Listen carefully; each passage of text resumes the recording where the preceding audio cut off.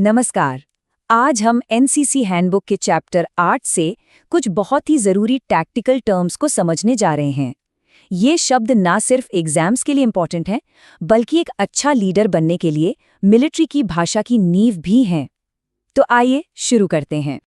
कभी सोचा है कि जंग के मैदान में जहां हर एक पल कीमती होता है, सैनिक आपस में बात कैसे करते हैं? असल में वो एक खास भाषा का इस्तेमाल करते हैं, जहां हर शब्द का एकदम सटीक मतलब होता है। कोई कंफ्यूजन नहीं, गलती की कोई गुंजाइश नहीं। और यही वो भाषा है जो जीत और हार का फैसला करती है। ये भाषा मिलिट्री कोऑर्डिनेशन की रीढ़ की हड्डी है। इससे ये पक्का होता है कि जब कोई कमांडर ऑर्डर दे तो हर सैनिक उसे बिल्कुल वैसा ही समझे जैसा कहा गया है। तो आइए देखते हैं कि ये भाषा आखिर काम कैसे करती है। आज हम 4 मेन हिस्सों पर फोकस करेंगे। सबसे पहले रणभूमि यानी बैटलफील्ड से जुड़े शब्द। फिर हम सेना की मूवमेंट को समझेंगे। उसके बाद एक्शन प्लान बनाने वाले शब्दों पर एक नज़र डालेंगे और आखिर में समझेंगे कि ये खास भाषा इतनी इम्पॉर्टेंट क्यों है।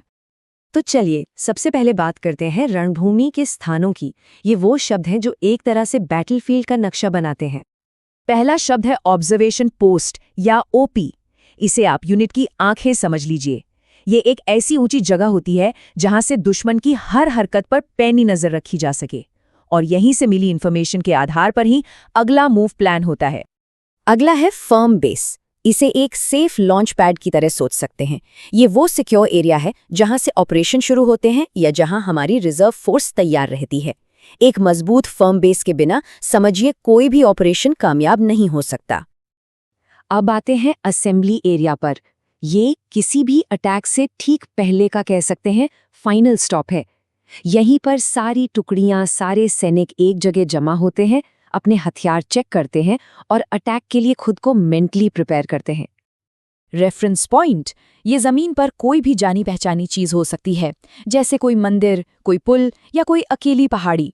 अब सोचिए, जब एक एक सेकंड कीमती हो तो ये कहना कितना आसान और तेज है कि दुश्मन पुल के पास है, बजाय इसके कि हम पूरा ग्रिड रेफरेंस बताएं।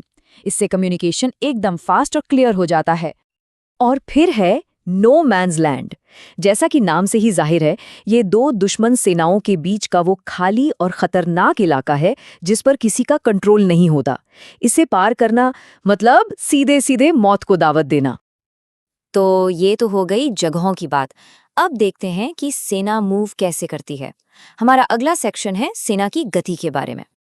एडवांस्ड गार्ड, ये हमारी मेन आर्मी के लिए एक तरह का चलता फिरता सुरक्षा कवच है, एक ह्यूमन शील्ड है।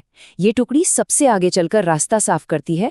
किसी भी खतरे का सामना सबसे पहले यही करती है, ताकि पीछे आ रही मेन फोर्स सेफ रहे। और फिर आता है वैनगार्ड।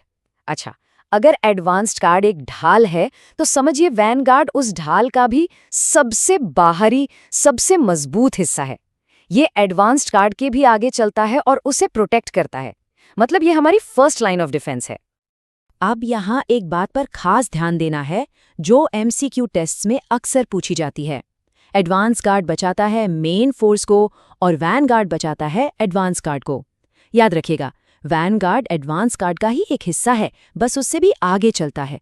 ये फर्क समझना बहुत जरूरी है। अगला टर्म है बाउंड। इसे ऐसे समझिए जैसे किसी रेस में छोटे छोटे चेक पॉइंट्स होते हैं।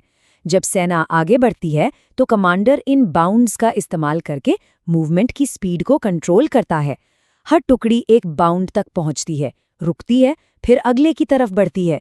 इससे क्या होता है, पूरी सेना एक साथ एक प्लान के मुताबिक आगे बढ़ती है। तो हमने जगहें देख ली, मूवमेंट समझ लिया। अब आते हैं असल प्लान पर। हमारा अगला सेक्शन है कार्यवाही की योजना, मतलब एक्शन कब, कहां और कैसे होगा।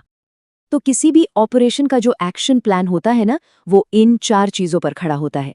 डी डे यानी वो दिन जब ऑपरेशन होगा, HR यानी अटैक का बिल्कुल सटीक समय, फिर आती है स्टार्ट लाइन, वो लाइन जहां से हमला शुरू किया जाएगा, और इन सबको सीक्रेट रखने के लिए होता है एक कोड वर्ड।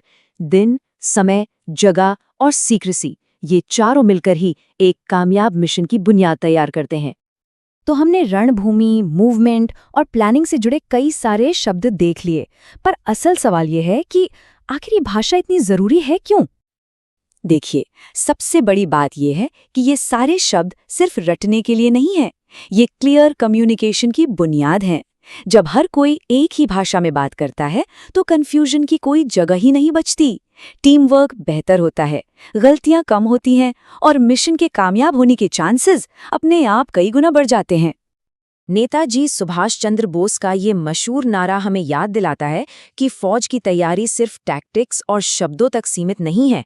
इन सभी टेक्निकल टर्म्स और डिसिप्लिन के पीछे देश सेवा और लीडरशिप का एक जज्बा होता है, और ये भाषा उसी जज्बे को एक्शन में बदलने का एक तरीका है। तो आखिर में बस इतना याद रखिए, एक ग्रेट कमांडर बनने के लिए एक क्लियर भाषा का होना बहुत जरूरी है।